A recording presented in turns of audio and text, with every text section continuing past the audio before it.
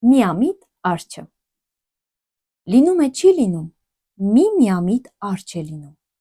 Ամառվա մի շոգ օր, կեսօրին էս արջը սարը բարձրանալիս հեռվում սևին տվող մի ինչ-որ բան է նկատում։ Մոտենում է, տեսնում, մի սև այծ քարերի տակի խոտերն է պոկոտում ուտում։ Ուրախ փնչացնում է ու այծի պոզերից բռնում։ Սովից սատկում է, հիմա քեզ կուտեմ։ Դու մի ասա, խելացի այծ է լինում, ասում եմ. Վայ, արջ ախպեր, ես գիտեի, որ դու էդքան քաղցած ես, ուրախ եմ, որ դու հիմա ինձ կուտես, կկշտանաս, ինչ արած, իմ ճակատին էլ էսպես է գրված եղել, բայց խնդրում եմ, թույլ տաս, որ մեռնելուց առաջ 3 անգամ մկկամ, մնաս բարով ասեմ իմ սիրունիկ ուլիկներին։ Այծի բարեկիրթ ու խելացի խոսքերը արջին դուր են գալիս։ Իհարկե ասում է, ոչ թե 3, այլ ինչքան սիրտդ ուզի, կարող ես մկկալ։ Ու այծը բարձր ձայնով մկկում է։ Հոտը գյուղ քշող հովիվը, որ նոր էր այդ կողմերով անցել, այծի մկկոցի վրա դառնում է ընկերոջն ու ասում. Դու հոտը գյուղ տար, ես շների հետ գնամ, հետ ընկած այծին գտնեմ բերեմ։ Ասում է ու շներին առաջը գցում։ Այծի երկրորդ մկկոցին նրանք արդեն բլրի տակ էին, իսկ երբ այծը 3-րդ անգամ է հուսահատ մկկում, հովիվն ու շները վրա են հասնում։ Հովիվը ձեռքի դագանակը մի քանի անգամ արջի կողերին, մեջքին ու գլխին է իջեցնում, իսկ շները հարձակվում, ոտքերն են կծոտում, արյուն լվիկ անում։ Արջը կաղին տալով իրեն ձորն է գցում, մի կերպ փախչում է, կաշին ազատում։ Էսպես վիրավոր գնում է, մեկ էլ հանկարծ գետի ափին ոլորված պոզերով 2 պարարտ խոյ է տեսնում։ Ցավը մոռանում է ու սկսում է ինքն իրեն մտածել. Էս ինչքան էլ չաղ են։ Եթե էս կողմերով չանցնեի, հաստատ սրանց համեղ մսի համը չէի տեսնի։ Հովիվն ու շները շատ էլ ճիշտ արեցին, որ չթողեցին այդ քոսոտ այծի կեղտոտ ու ձիգ միսն ուտեմ, փորացավ կընկնեի։ Նույնիսկ շատ հնարավոր է, այդ այծը գեշ հիվանդ լիներ, ախր ով է տեսել, որ առողջ այծը մկկա։ Արջը մոտենում է խոյերին։ Չեք էլ ուզում բարևել, հա, ասում է, ինչ է, չգիտեք, որ էս դաշտի տերը ես եմ, ում իրավունքով եք եկել իմ դաշտի խոտը արածում, հիմա ես ձեզ կտոր կանեմ, կուտեմ։ Խոյերը տեսնելով, որ արջի ճանկից չեն կարող ողջ առողջ դուրս պրծնել, մտածում են ու ասում. Քեզնից ինչ թաքցնենք, արջ ախպեր, եկել էինք կռիվ խաղալու, խոտ էինք ուտում, որ ուժ հավաքեինք, թույլ տուր, գոնե մեր վերջին ցանկությունը կատարենք։ Արջն ասում է. Իհարկե, դուք կարող եք նույնիսկ իսկականից իրար հետ կռվել։ Խոյերը իրարից հեռանում են, մեկը դեպի արևելք, մյուսը արևմուտք։ Արջը մնում է մեջտեղը կանգնած։ Նրա նշանով խոյերը հարձակվում են իրար վրա։ Արջը իբր փորձում է հաշտեցնել, մի կռվեք, խնդրում եմ, մի կռվեք, գոռում է ու ձեռքերով հասկացնում, որ կռիվը թողնեն, կանգնեն։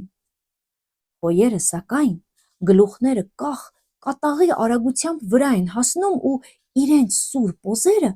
ամբողջ թափով խրում արջի կողերը։ Խեղճ արջը ցավից ոռնում է ու ուշաթափ տապալվում գետնին։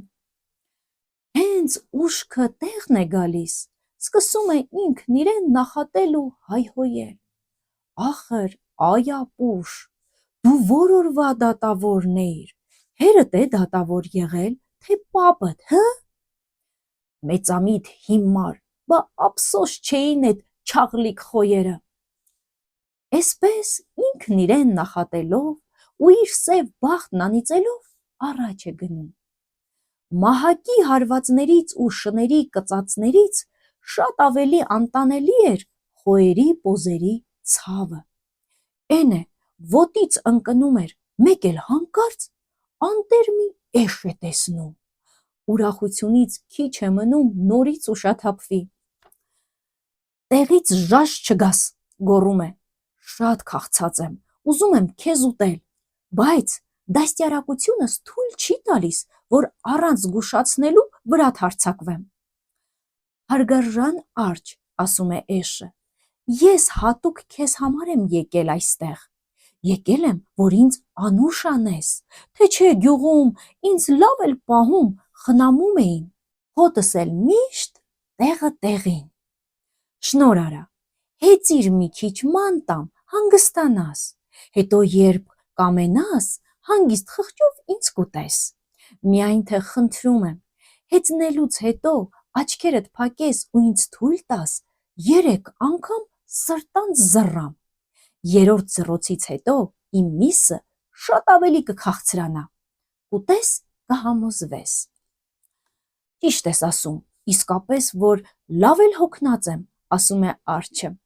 հեծնում էշին ու աչքերը բրդոտ թաթերով ամուր փակում։ Էշը մի լավ զռում է ու դեպի մոտիկ գյուղը վազում։ Հասնելուն պես երկրորդ անգամ է զռում։ Էշ քշելը արջին դուր էր եկել, աչքերն ամուր փակել էր, որ ավելի մեծ հաճույք ստանա։ Գյուղացիները, որ տեսնում են արջը, էշին հեծած գյուղ է մտնում, մի մահակ առած, շները հետևներից գցած հարայ հրոցով հարձակվում են վրան։ Երրորդ զռոցի վրա արջն աչքերը բացում է թե չէ, լեղին ջուրն է կտրում, ցած է թռչում ու փախչում, բայց հետևից հասնում են, գլխին են թափվում ու մի լավ դնգստում։ Խեղճը տեսնում է, որ ծեծելով սպանում են, պատռում, սուտ մեռուկ է տալիս։ Երբ մարդիկ ու շները թողնում հեռանում են, վեր է կենում ու կաղին տալով գնում, մոտիկ անտառն է ընկնում։ Ցավից տնքալով գնում էր ու ինքն իրեն նախատում. «Այ տգետ, այ հիմար, ախր դու որ օրվա հեծյալն ես, հը՞։ Հերդ է հեծյալ եղել, թե պապդ։ Տեսար գլխիդ ինչ փորձանք բերեցիր»։ Էսպես փնթփնթալով գնում, մի գետակի է հասնում, բարձրանում է, կամրջի վրա նստում, պոչը տախտակների արանքից ցած գցած։ Նրա սև բախտից կամրջի տակ հովի մի դալակ պառկել հանգստանում էր, իսկ արջը շարունակում է բարձրաձայն խոսել ու ինքն իրեն նախատել. «Դու ապրելու իրավունք չունես, դու պիտի սատկես, երանի մեկը հենց հիմա պոչդ կտրի, որ գլխիդ եկածը քեզ խրատ լինի»։ Արջի գոռգոռոցից սարսափած դալլաքը վերև է նայում, տեսնում մի պոչ է տախտակների արանքից ներքև կախվել։ Ածելին քաշում է ու արջի պոչը տակից կտրում։ Արջը ցավից ուշաթափվում է, կամրջի վրա փռվում։ Դալլաքը, որ խեղճ ու աղքատ մի գյուղացի է լինում, արագ հավաքում է գործիքներն ու սարսափած դեպի իրենց գյուղը փախչում։